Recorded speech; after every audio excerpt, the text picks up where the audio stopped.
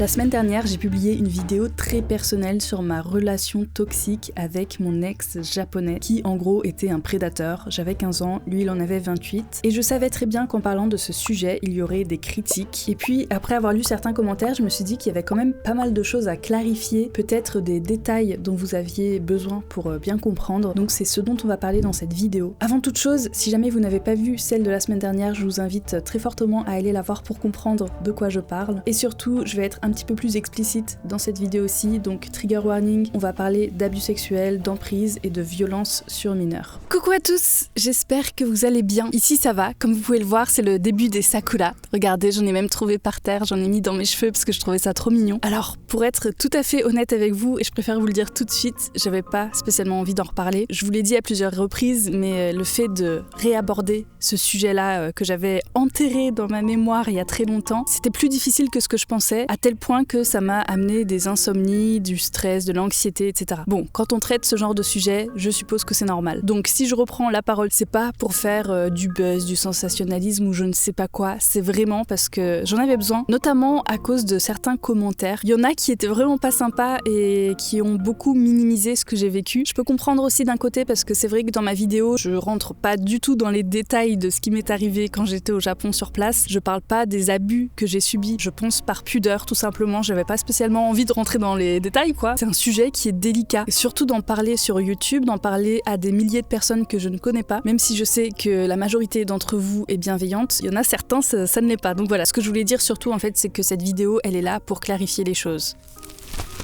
Déjà, par rapport à la vidéo de la semaine dernière, il faut savoir que moi, à la toute base, je voulais vous faire une vidéo sur mon tout premier voyage au Japon. Je voulais pas du tout rentrer dans les détails de ma relation toxique avec mon ex, je voulais vraiment vous parler de ma découverte de ce pays incroyable, mais en regardant les photos, en commençant à expliquer un petit peu mon histoire là-bas, je me suis dit qu'en fait, c'était trop gros pour être ignorée, cette partie-là de mon voyage. Et finalement, j'ai décidé de dédier la vidéo entière à cette relation-là qui était toxique. Parce que voilà, je pouvais juste pas l'omettre, en fait. C'était pas possible. Et puis je me suis dit, si je raconte une jolie histoire de voyage, alors qu'il y a tout ce contexte-là qui est sombre derrière, ça aurait pas été vraiment honnête. Et donc je me suis dit, tant qu'à faire, je vais le raconter, surtout que moi j'ai aucune honte à raconter ça. Et le fait qu'il ait été condamné aussi il y a quelques années, ça m'a un petit peu poussé à en parler. J'ai vu aussi beaucoup de commentaires qui disaient, mais qu'est-ce que faisait ta mère? Pourquoi elle ne t'a pas protégée à ce moment-là? Et je comprends totalement, c'est vrai que en fait j'avais expliqué dans la vidéo, et puis je me suis dit que c'était un petit peu hors sujet, du coup je l'ai juste cuté. Il faut vraiment remettre les choses dans leur contexte. Quand j'avais 16 ans, ma mère elle était pas pour que je parte. Moi étant très passionnée par le Japon, c'était mon rêve absolu comme je le disais. C'est pas que je l'ai forcé mais un petit peu. On est arrivé à un compromis et le compromis c'était que ma sœur m'accompagne. Sauf que ça n'a pas été possible. Monsieur H n'avait pas les moyens d'acheter 2 tickets. Nous on n'avait pas les moyens d'acheter un ticket pour elle non plus. Elle avait quand même posé cette condition là. Elle tenait à ce que je sois accompagnée d'une adulte parce que ma sœur elle avait 19 ans à l'époque. Dans tous les cas je pense pas non plus que ça aurait été la meilleure idée du monde si on était partis toutes les deux. Mais au moins voilà, vous savez, ma mère elle était pas très partante pour que je parte seule comme ça. Et puis à 18 ans, je pense comme beaucoup de monde, dès qu'on atteint la majorité, on est conscient qu'on a le droit de faire tout ce qu'on veut maintenant puisqu'on est adulte. On n'a plus besoin d'avoir l'aval de ses parents. Et donc j'en ai profité, voilà. Elle avait plus vraiment son mot à dire, c'était moi qui prenais les décisions de ma propre vie. Et je me rendais pas compte forcément à l'époque que quand j'avais 18 ans, j'étais encore très naïve. J'étais encore une ado, voilà, j'étais une grande ado. Pareil, elle était pas spécialement pour, mais elle avait juste pas son mot à dire dessus, donc voilà. Il y a aussi une autre chose, je pense, à prendre en compte, en tout cas moi c'est l'analyse que j'en ai faite. Je pense que les générations d'avant étaient un petit peu moins conscientes des risques que pouvait causer ce genre de relation entre un homme beaucoup plus vieux et une très jeune femme. J'ai l'impression que culturellement parlant, à l'époque, en France, c'était beaucoup moins mal vu qu'aujourd'hui. Et d'ailleurs ça c'est un truc qu'on voit dans la vidéo de Seb qu'il a fait sur les chansons françaises de l'époque où on retrouve beaucoup d'artistes pédophiles à l'intérieur. C'était quelque chose qui était culturellement accepté quoi, tout simplement. Je veux dire, à partir du moment où vous avez des musiques qui passent à la radio ou même à la télé, que ces hommes-là sont des stars et qu'ils racontent leurs histoires d'amour avec des jeunes filles de 14 ans, voire même plus jeunes, vous êtes quand même dans une société qui accepte plus ou moins ça. Donc je pense sincèrement que la génération de nos parents est quand même moins au courant de ça. Ensuite, il y a un autre point que j'aimerais bien clarifier. Comme je vous le disais au début de la vidéo, c'est pas parce que j'en ai pas parlé qu'il ne s'est rien passé. C'est pas parce que j'ai pas raconté en détail qu'il y a rien eu. Au contraire, il y a eu beaucoup trop de choses. Monsieur H, je vous l'ai dit, il était collé à moi 24/24. J'avais aucun moment de répit. Et quand je vous ai dit que j'avais peur d'aller aux toilettes, c'est parce qu'il était tout le temps à côté de moi en fait. Je me souviens que j'essayais d'aller aux toilettes la nuit quand il dormait parce que je savais que là, j'avais la liberté de pouvoir m'échapper un petit peu. À savoir qu'on a dormi ensemble, il y a des gens qui pensaient que j'avais quand même dormi dans une chambre séparée. Franchement, j'aurais adoré, mais non, c'était pas le cas. Je n'étais pas libre de ça. On était dans la maison de son père, je le rappelle, et on dormait dans sa chambre d'enfant avec un lit, une place qui était minuscule. Vraiment, c'était minuscule, on était collés, c'était horrible. Encore une fois, je vous passe les détails de ce qui s'est passé, mais mettez-vous en tête que Monsieur H, c'est un pervers sexuel. Genre vraiment, dans sa tête, il y a que ça. Et d'ailleurs, c'était pas que chez lui, dans sa chambre, dans son lit, qu'il était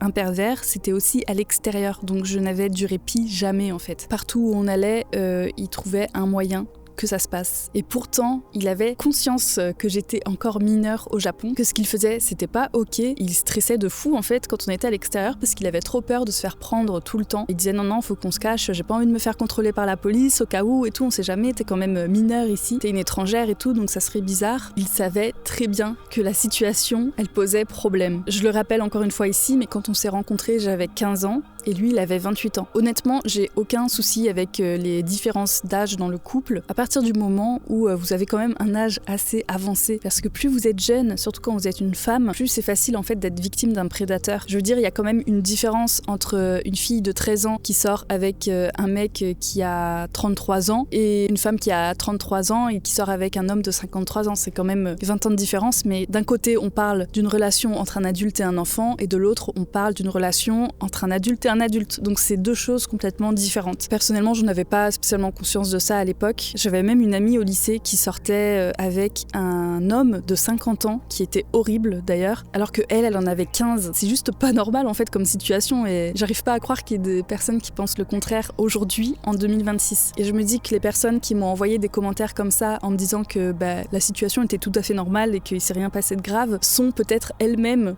des prédateurs ou des gens qui sont totalement ok avec ça, et moi je suis pas ok avec ça, voilà, tout simplement. D'ailleurs, n'essayez pas d'aller chercher les commentaires, j'ai supprimé, j'ai bloqué voilà, les personnes qui mettaient ce genre de propos. J'accepte juste pas qu'il y ait des commentaires qui puissent soit minimiser ce que j'ai vécu, soit approuver les actes de mon agresseur, c'est juste pas possible. Donc moi je vire tout, c'est la dictature ici.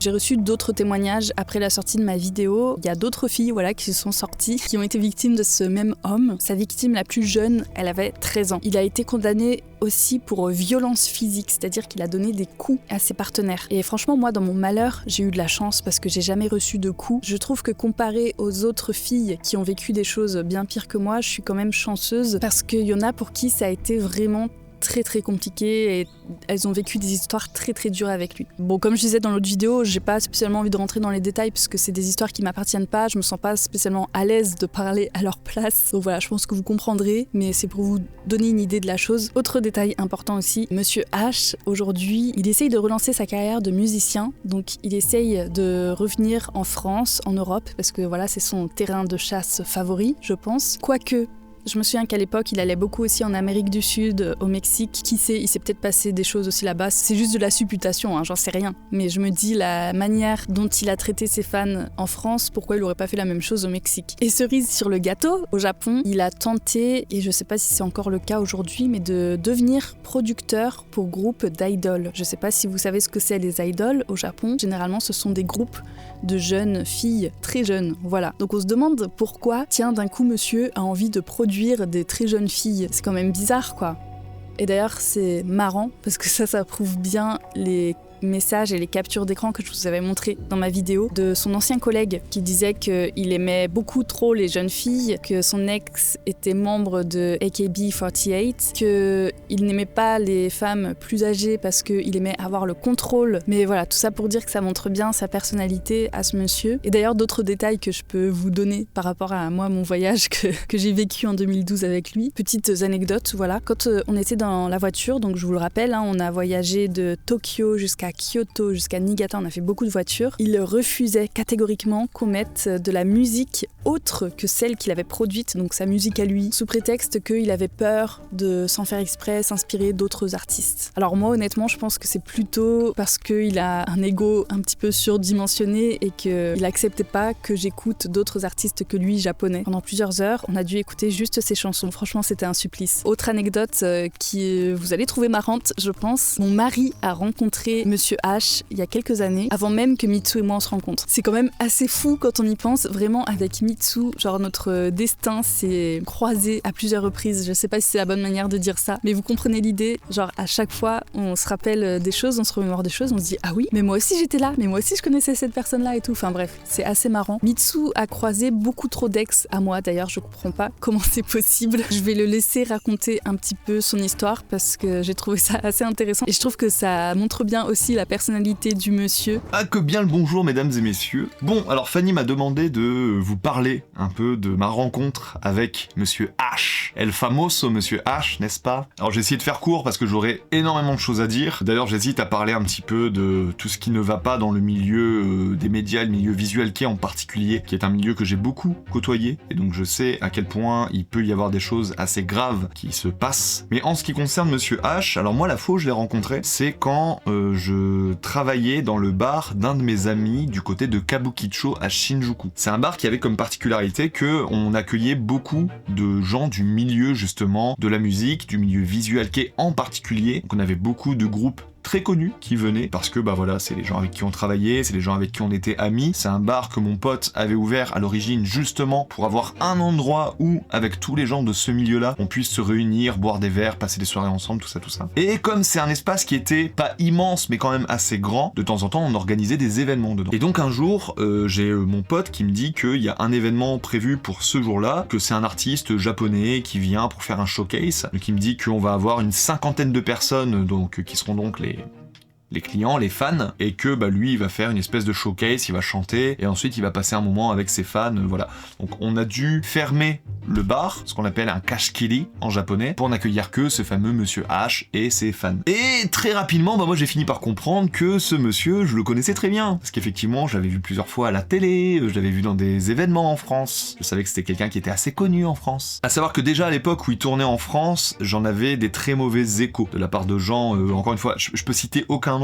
je pense que vous le comprendrez, mais de la part des gens que moi je connaissais un petit peu de ce milieu-là déjà à l'époque où j'étais en France, les gens qui le côtoyaient me disaient je le sens pas trop ce mec-là. Mais forcément, je connaissais son nom, je connaissais le personnage, et donc quand il est venu ce jour-là, bon moi j'étais assez surpris, je lui ai dit ah bah je suis français, je sais que t'as beaucoup tourné en France, donc je te connais via telle personne, etc. Au final, je me rends compte aujourd'hui que déjà à ce moment-là, en fait, il y avait des trucs très bizarres dans sa manière de faire, dans sa manière d'être. C'est un monsieur qui était très très imbu de lui-même, mais à un point énorme. En japonais, on a une phrase qui est beaucoup utilisée dans le milieu du visual kei, etc. Urenai hodokuzu. C'est ceux qui fonctionnent le moins, ceux qui vendent le moins, ceux qui sont les moins connus, qui sont les plus grosses merdes. C'est très cru dit comme ça, mais c'est un petit peu quelque chose qui malheureusement se vérifie beaucoup. Et donc ce jour-là, quand il a fait son fameux showcase, alors déjà il était censé y avoir 50 personnes, d'après ce que lui nous a promis, au final il y avait à peine une quinzaine de personnes, c'était des personnes assez âgées, j'étais assez surpris de ça. Son vrai public, au Japon en tout cas, c'était vraiment des personnes âgées, genre 40, 50, voire 60 ans pour certaines, vraiment il y avait des mamies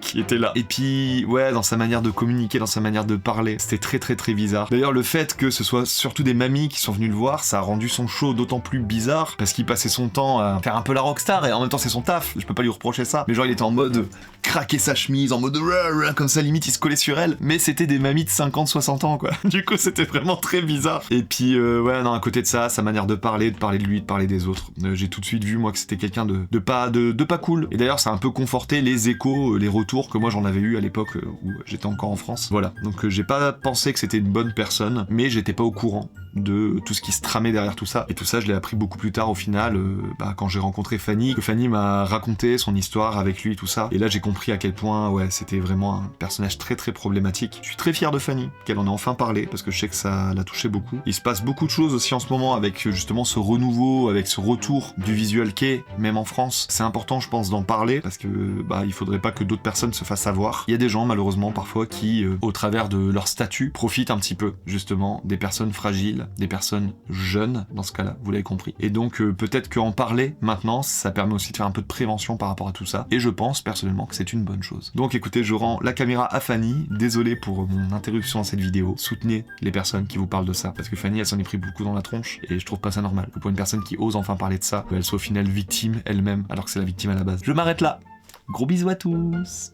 Voilà, donc comme je vous le disais au début, j'ai reçu d'autres témoignages, d'autres femmes qui ont vécu des choses avec d'autres artistes qui sont venus en France à peu près à la même période. Je sais pas si ça continue encore aujourd'hui, là ça fait que quelques jours que j'ai sorti ma vidéo, donc j'ai encore des témoignages qui arrivent aujourd'hui. Je me rends compte que c'est vraiment comme je disais, c'est un système. Il y a des artistes qui profitent de leurs fans. Bon, c'est pas quelque chose de nouveau, hein, mais voilà, je pense pas que c'était hyper connu non plus le fait qu'il y ait des artistes japonais qui abusent de jeunes filles en France, en Europe. En tout cas, moi, ça m'a choqué de voir que certains artistes que j'écoutais, même à l'époque, étaient en fait aussi des prédateurs. Voilà, ça fait jamais plaisir. Honnêtement, j'aimerais trop afficher leur nom, j'aimerais trop même afficher le nom de Monsieur H, mais je ne peux pas. D'ailleurs, c'est très frustrant parce que même s'il y a des faits qui sont graves, on peut pas y faire grand-chose en fait. Et même s'il y a des condamnations, généralement, c'est pas pour les faits de pédophilie que les personnes elles vont être condamnées, c'est plus pour les faits de violence. Et savoir qu'il y a des artistes comme Monsieur H qui peuvent continuer leur carrière musicale, qui peuvent continuer à aller faire des concerts en France, en Europe, continuer à être en contact avec leurs fans et en fait recommencer tout simplement s'ils en ont envie, je trouve ça horriblement frustrant. C'est pour ça que moi, aujourd'hui, en faisant cette vidéo, j'essaye de faire un petit peu de prévention. Voilà, si vous allez à des concerts que les artistes essayent de vous parler et tout, c'est très cool en soi, mais s'ils essayent d'aller plus loin, méfiez-vous. Encore une fois, moi, j'ai beaucoup moins souffert que certaines personnes qui ont vécu ce genre d'abus, notamment avec Monsieur H qui était particulièrement pervers quand même. Parmi tous les profils d'artistes japonais que j'ai eu, c'est quand même un des pires dans sa méthode de faire. Par exemple, en 2012, donc l'année où j'y suis allée, il a invité 2 autres filles, donc exactement de la même manière. Il y en a une, c'était en début d'année, une autre, c'était en juin, et moi, c'était en août. Il y a moyen qu'il y en ait eu aussi après, je suis pas au courant, mais en tout cas, voilà, c'était vraiment une mécanique rodée chez lui. Je trouve que ça fait peur, j'en rigole aujourd'hui, mais voilà, c'est juste que je trouve ça tellement absurde en fait. Bon, tout ça pour dire que même si moi aussi j'ai vécu des abus sexuels, de la prédation, de la manipulation, de l'emprise émotionnelle, j'ai eu quand même de la chance dans mon malheur de pas recevoir des coups de la part de Monsieur H. Aujourd'hui, je peux vous dire que j'en souffre plus spécialement. Le fait de devoir tout ressasser, d'en parler en vidéo publiquement, de recevoir des commentaires pas cool, ça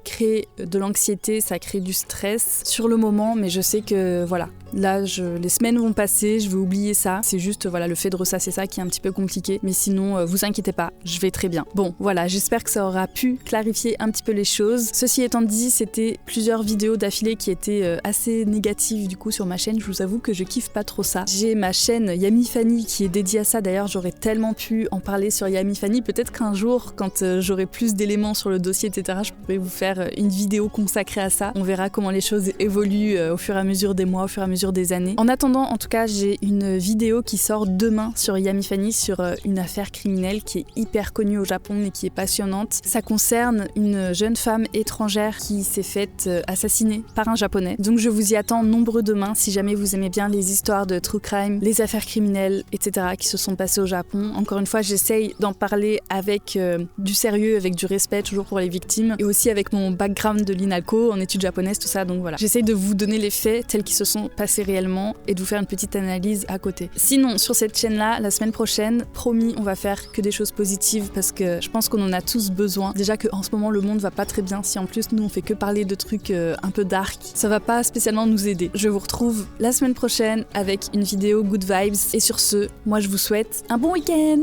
Bye bye!